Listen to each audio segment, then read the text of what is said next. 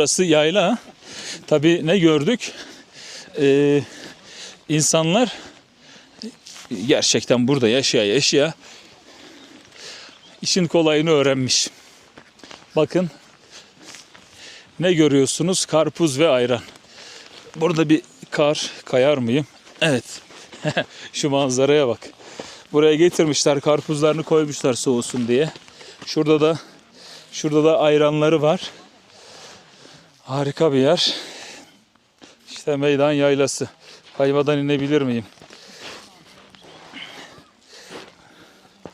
Evet, çamur galiba. Kayacak mıyım? Evet, iniyorum.